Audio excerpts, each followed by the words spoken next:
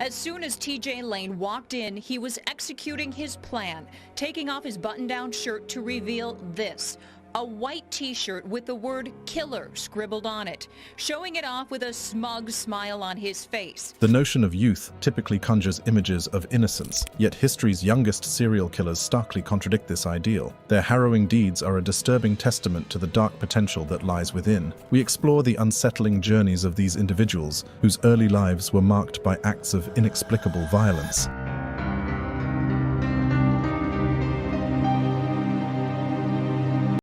Amarjit Sada.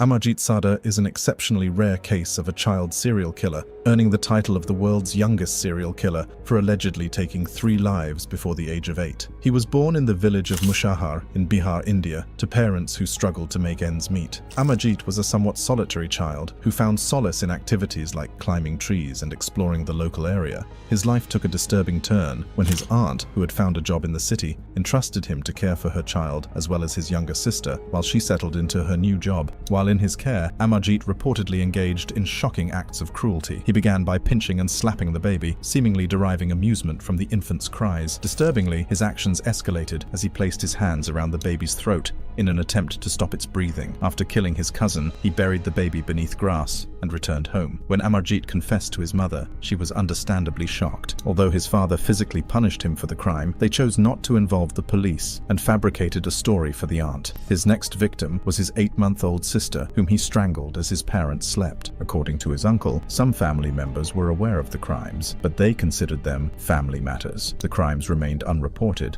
until Amarjit killed a 3rd baby in 2007, his alleged final victim, a 6-month-old baby girl named Ushbu. Her mother, a neighbor, reported her daughter missing after leaving her to sleep at a primary school. Amarjit reportedly admitted to strangling the baby and hitting her with a brick. He then led villagers to the location where he had buried her. Amarjit was taken into custody by the police, where he confessed to the murder of his sister 3 months earlier and his cousin a year earlier. The killings had been carried out in a similar manner. Amarjit exhibited a penchant for smiling, but remained largely silent. Under Indian law, a child cannot be sent to prison. Instead, they can be detained at a children's home until they reach the age of 18. Psychiatric tests suggested that Amarjit suffered from conduct disorders, and he was placed in a home in the town of Munga. Bever brothers. The news might say Beaver, but this is about the story of the Bever brothers, Robert and Michael Bever, who were involved in a horrific and tragic crime that shocked the community of Broken Arrow, Oklahoma in 2015. The brothers orchestrated a brutal attack on their own family members, resulting in the loss of their parents and siblings on July 22, 2015. The Bever brothers executed their plan inside their family home, armed with knives and a hatchet, launching a vicious assault on their parents, David and April Beaver, as well as their younger siblings. The attack was characterized by extreme brutality and mercilessness, claiming the lives of their parents and 2 of their siblings, Daniel and Victoria Beaver. 2 other siblings who were also present during the attack managed to survive, but sustained severe injuries. The motive behind this heinous act remains a subject of speculation and ongoing investigation. Reports suggest that the brothers shared a fascination with violence, which adds a disturbing layer of complexity to their actions. During the subsequent interrogation, Michael Beaver disclosed disturbing details about the events that unfolded during the tragic incident. According to reports, Michael revealed that they had a predetermined goal, much like other criminals. In the sequence of the attack, Michael called his sister into a room, diverting her attention while his brother attacked her. Following that, their mother was targeted, followed by their father. At this point, their brother Daniel had barricaded himself in his bedroom, desperately seeking help by calling 911. Tragically, Michael deceived Daniel by falsely claiming that Robert was also after him and urged him to open the door for safety. Daniel, trusting his brother's words, allowed Michael entry, unknowingly disconnecting the 911 call in the process. Robert swiftly followed, intent on completing the gruesome act. The older sister managed to escape and sought refuge outside, triggering the activation of the house alarm. However, Michael promptly disabled the alarm and forcibly brought her back into the house, subjecting her to more violence. Meanwhile, 2 younger siblings aged 5 and 7 sought shelter by locking themselves in a bathroom. Michael, once again employing manipulation, convinced them to unlock the door under the false pretense that Robert was attacking everyone. Tragically, Michael proceeded to take the life of his 7-year-old brother while Robert assaulted the 5-year-old sibling. Thankfully, a knock on the door interrupted the ongoing brutality, and the police arrived promptly, thanks to Daniel's desperate call for help. This intervention halted the violence spree. Following their arrest, Robert and Michael Beaver were charged with multiple crimes. The severity of the charges and the heinous nature of the crimes resulted in their being tried as adults. In 2016, Robert Beaver pleaded guilty to 5 counts of first-degree murder, receiving multiple life sentences without the possibility of parole. Michael Beaver, on the other hand, opted to go to trial in 2018. He was found guilty on all charges and was also sentenced to multiple life sentences without the possibility of parole. These sentences ensure that they will never again pose a threat to society. Michael Hernandez. Michael Hernandez, born in February 1988 in Miami, Florida, initially appeared as an intelligent and well-behaved child known for his exceptional academic abilities. However, beneath this facade of normalcy, there were underlying issues that would later contribute to a horrifying crime. In 2004, at the tender age of 14, Hernandez committed a brutal act that sent shockwaves across the nation. Hernandez's shocking crime involved luring his classmate, Jamie Goff, into a bathroom stall at Southwood Middle School in Miami. There, he proceeded to assault Goff with a knife, ultimately taking his life. The gruesome nature of the crime, the young age of both the victim and the perpetrator, deeply shook the community. The motive behind Hernandez's heinous act has been the subject of speculation and analysis. Some reports suggest that he had a morbid fascination with serial criminals, regularly researching their lives and methods. Additionally, it was discovered that he kept a journal filled with disturbing writings and drawings depicting violence. These elements, combined with a desire for notoriety, may have contributed to his decision to commit such a terrible crime. Following his arrest, Hernandez faced a trial that began in 2008. The prosecution presented compelling evidence, including surveillance footage and testimonies from classmates, which established the premeditated and calculated nature of his crime, despite being only 14. At the time of the crime, Hernandez was tried as an adult, sparking significant debate about the appropriate punishment for juvenile offenders. In 2008, the court found Hernandez guilty of first-degree murder, and the young criminal was sentenced to life in prison without the possibility of parole. Tears welled up in his eyes upon hearing the devastating sentence. This sentence underscored the severity of his crime, and the judge was convinced that he posed a significant threat to society. The decision to give a life sentence to a juvenile offender was highly controversial and brought attention to the challenges faced by the juvenile justice system, the potential for rehabilitation, and the delicate balance between punishment and redemption. Since his conviction, Hernandez made several attempts to appeal his sentence and have it overturned. He argued that his age should be taken into consideration. However, he never got a chance to leave prison, and in 2021, at the age of 31, he passed away behind bars. The autopsy revealed that Hernandez was morbidly obese, standing at 5 feet 10 inches and weighing 285 pounds, and he had cardiac dysrhythmia. The case of Michael Hernandez serves as a tragic reminder of the consequences of untreated mental health issues and the potential dangers of exposure to violent media. It highlights the complexities of the juvenile justice system, where the difficult balance between punishment and rehabilitation remains a subject of ongoing debate and reflection. Brenda Spencer. Brenda Ann Spencer's name is forever associated with a tragic event that profoundly impacted the nation and brought attention to the intricate challenges surrounding mental health and firearm access. Born on April 3, 1962 in San Diego, California, Spencer's actions on January 29, 1979 left an indelible mark on her community, prompting profound questions about the motives driving such acts of violence. At the tender age of 16, Spencer committed a heinous act that forever altered the lives of many. Armed with a .22 caliber rifle, she positioned herself near a window in her home overlooking Grover Cleveland Elementary School as students and staff arrived for the day. In a shocking display of violence, she indiscriminately opened fire, targeting innocent victims without remorse. The consequences of Spencer's actions were devastating, resulting in the tragic loss of 2 lives and leaving 9 others with injuries. Among the victims were Principal Burton Ragg and custodian Mike Susha, whose untimely deaths sent shockwaves throughout the community. This senseless act of violence left many grappling to comprehend how a young teenager could harbor such darkness within.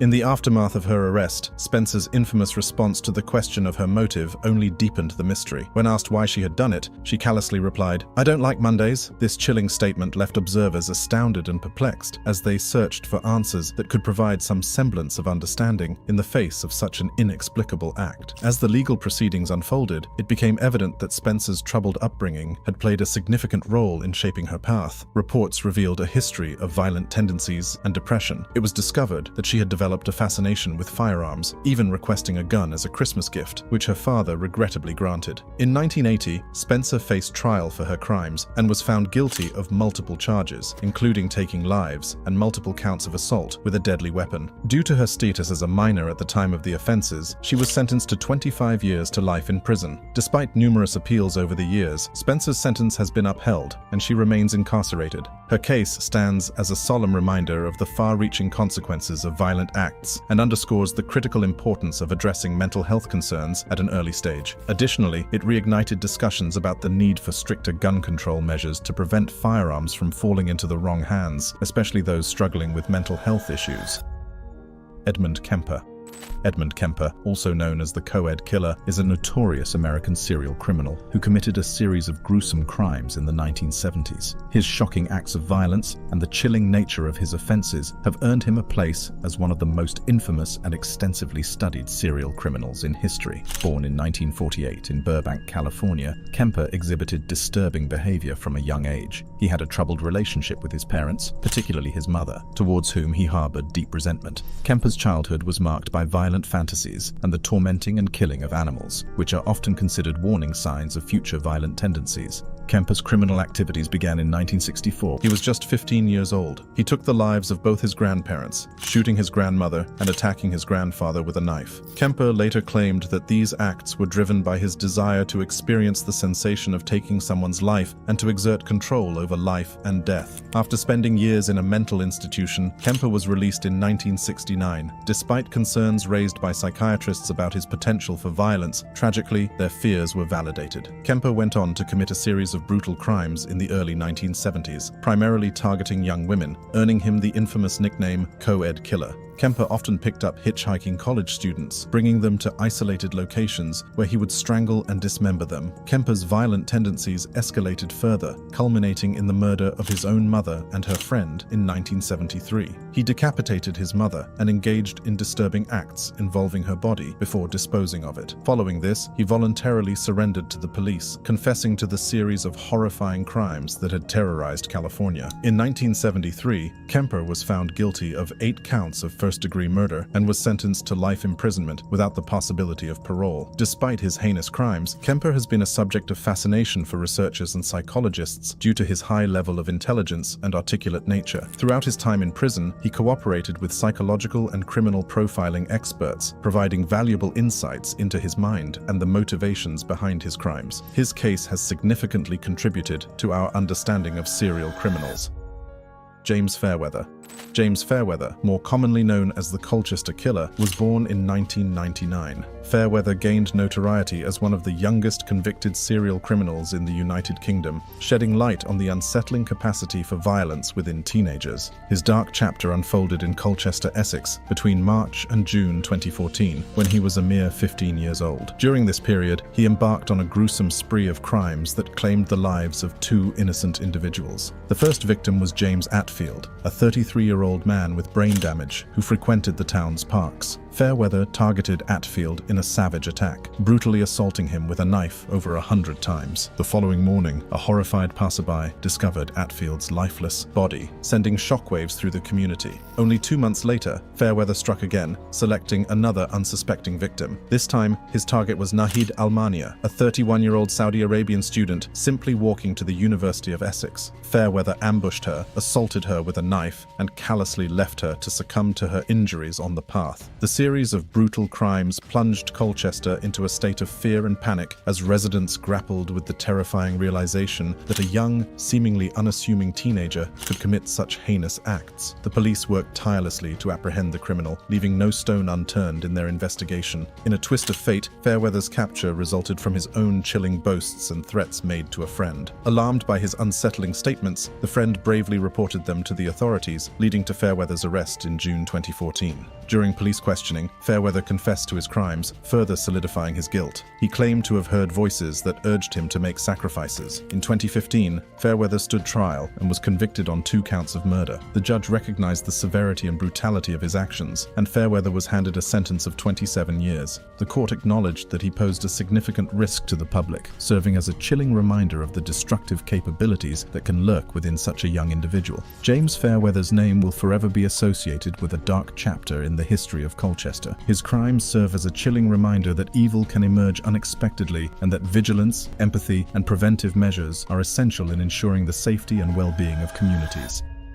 Alyssa Bustamante.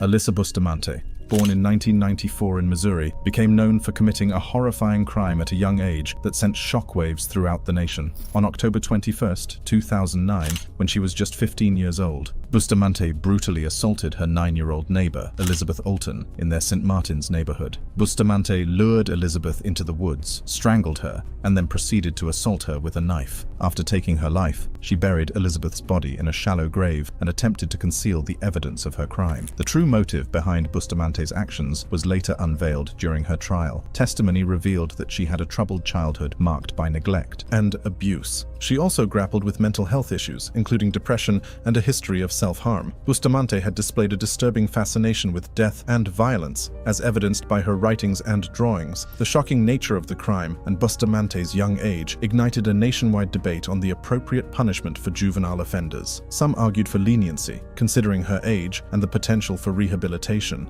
On the other hand, most believed that the severity of the crime warranted harsher punishment. In 2012, Bustamante pleaded guilty to second-degree murder and armed criminal action. She was sentenced to life in prison with conditional release in 2024. Bustamante's case drew attention to the importance of early intervention and mental health support for troubled youth in the country. It also underscored the need for accessible resources and a comprehensive approach to addressing underlying issues that can lead to acts of extreme violence. Bustamante's crime was undeniably horrific, and notably, she had made a journal entry that evening in which she documented the shocking event. Since her conviction, Bustamante has continued to be the subject of public interest and scrutiny. Some argue that her young age at the time of the crime and her potential for rehabilitation should be taken into consideration for a possible reduction in her sentence. Others maintain that the punishment is fitting given the severity of her actions. Eric Smith. Eric Smith, born on January 22, 1980, gained notoriety for committing a heinous crime at a very young age. At just 13 years old, Smith brutally took the life of a 4-year-old boy named Derek Roby in Steuben County, New York, in 1993. This tragic event deeply shocked the community and raised profound questions about the capacity for violence in adolescence and the complexities of the juvenile criminal justice system. On that fateful day, Eric Smith encountered Derek Roby, who was walking alone to a summer camp. Seizing the opportunity, Smith lured the young boy into a secluded wooded area where he subjected Derek to a vicious and prolonged assault. The nature and brutality of the crime shook the local community to its core, sparking outrage and disbelief. Following the discovery of Derek's lifeless body, a massive manhunt ensued. Eric Smith, with his distinctive red hair and glasses, became the prime suspect. He was apprehended shortly after and quickly confessed to the crime. Smith's confession, coupled with substantial forensic evidence, left no doubt about his guilt. At the time of the crime, Smith was only 13 years old, which prompted intense scrutiny of the juvenile justice system. Many questioned whether a child of Smith's age could fully comprehend the gravity of his actions and whether it was the right decision to hold him to the same standards as adult offenders. These questions became the focal point of the legal proceedings. After a lengthy trial, Smith was found guilty and charged with second-degree murder. His defense attorney argued that he should be tried as a juvenile. However, the court ruled him as an adult due to the severity of his crime. Smith was handed a sentence of 9 years to life in prison with the possibility of parole. After serving 28 years in prison, Smith was released. Several important details about the case were revealed when Smith's grandfather was interviewed. He echoed Eric's words, saying, "I saw the blonde kid, and I wanted to hurt him." His grandfather, like the rest of the world, was shocked by his grandson's crime. Smith's case has since sparked debates about the effectiveness of rehabilitation and the appropriate punishment for juvenile offenders. Some argue that adolescents, with their developing brains and potential for change, should be given a chance at rehabilitation and eventual reintegration into society. TJ Lane. TJ Lane, whose full name is Thomas Michael Lane III, is a convicted criminal who made headlines for committing a deadly school shooting that deeply shocked the USA. Born on September 19, 1994, Lane grew up to become one of the most reviled teen criminals in the world. His violent attacks significantly impacted the lives of the victims' families and drew attention to the critical issue of school safety. On February 27, 2012, when he was just 17 years old, Lane carried out a tragic event at Chardon High School in Chardon, Ohio. Armed with a .22 caliber handgun, he targeted students in the cafeteria during breakfast. Lane's actions resulted in the fatal shooting of 3 students and injuries to 3 others. The victims were identified as Daniel Parmator, Demetrius Hewlin, and Russell King Jr. The motive behind Lane's attack remains a subject of speculation and debate. Some reports suggest that personal grievances or feelings of resentment may have motivated him, while others point to mental health issues as a contributing factor. Lane's troubled background, including a history of behavioral problems and a difficult family life, added to the complexity of the case. Following the shooting, Lane was apprehended by a teacher who managed to subdue him until the authorities arrived. He was subsequently arrested on multiple charges. During his trial, Lane displayed little remorse for his actions and even smirked and made inappropriate gestures in the courtroom. He wore a t-shirt with an obscene and disrespectful word written on it and addressed the victims' families in a degrading manner. In March 2013, Lane was found guilty of all the charges against him and was sentenced to life in prison without the possibility of parole. The judge described his actions as pure evil and emphasized the need to protect society from someone capable of such violence. The Chardon High School shooting sent shockwaves throughout the country, sparking discussions about gun control, school safety measures, and the mental health of young individuals. This tragic incident prompted communities to reflect on the importance of identifying and addressing signs of distress and violent tendencies in troubled youth. The impact of Lane's actions on the victims' families and the Chardon community cannot be overstated. The tragedy profoundly changed their lives, leaving them with enduring grief and trauma. However, the community also rallied together in support of one another, displaying resilience and a commitment to healing. Nathaniel Brazil. Nathaniel Brazil gained notoriety for his involvement in a tragic and high-profile crime that occurred in Lake Worth, Florida in 2000. Born in October 1986, Brazil was just 13 years old when he committed the act that forever altered his life and the lives of those involved. On May 26, 2000, Nathaniel Brazil brought a stolen, unloaded handgun to Lake Worth Middle School, where he was a student. He entered his English classroom and had a confrontation with his teacher, Barry Grunau, who had reportedly reprimanded him earlier in the day. During the confrontation, Brazil pulled out the gun and tragically shot Grunau in the head, resulting in the loss of his life. The incident sent shockwaves through the community and garnered national attention due to the age of the perpetrator and the senselessness of the crime. It raised numerous questions about gun control, school safety, and the influence of the media on the behavior of young individuals. Brazil was arrested shortly after the shooting and charged with first-degree murder. He stood trial as an adult, despite his age, due to the severity of the offense. During the trial proceedings, Nathaniel's defense attorney argued that the crime wasn't committed intentionally. The defense also suggested that the gun had accidentally fired while Brazil and Grunau were struggling to overpower each other. However, the prosecution argued that Brazil had brought the gun to the school with the intention of harming someone. In 2001, Nathaniel Brazil was found guilty of second-degree murder and aggravated assault with a firearm. He was sentenced to 28 years in jail with eligibility for parole only after serving a minimum of 25 years. While in prison, Brazil's case continued to receive attention, with supporters advocating for his release and others arguing for the upholding of his sentence. Over the years, there were legal challenges and appeals related to his case, but Nathaniel's sentence and conviction were ultimately upheld. Currently, Brazil is serving his sentence at the Jackson Correctional Institution and is scheduled to be released on May 18, 2028. During his time in prison, he successfully completed his General Educational Development Program and obtained certification as a paralegal. Craig Price.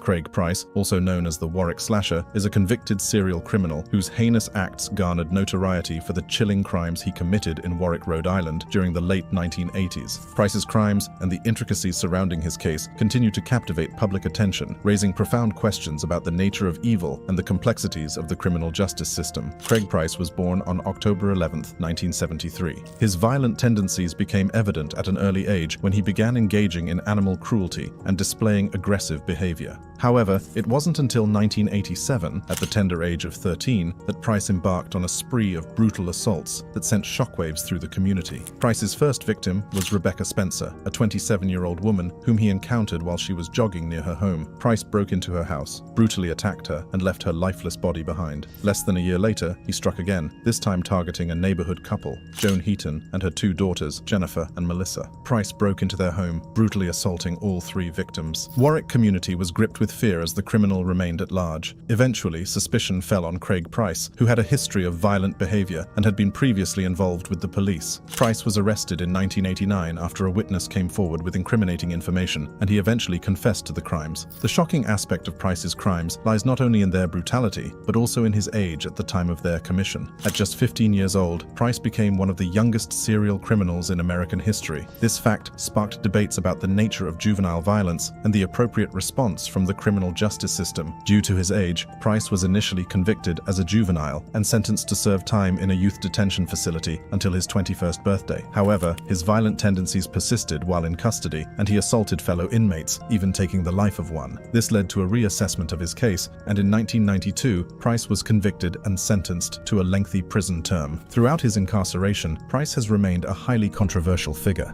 He showed little regret for his crimes and was involved in further violent incidents within prison walls. Despite the potential for rehabilitation, Price's actions and behavior have raised doubts about the possibility of his eventual release. Craig Price remains incarcerated in a Rhode Island prison, serving the punishments for his crimes. With these stories, can we say that there is a capacity for evil at any age? Stay tuned for more captivating content.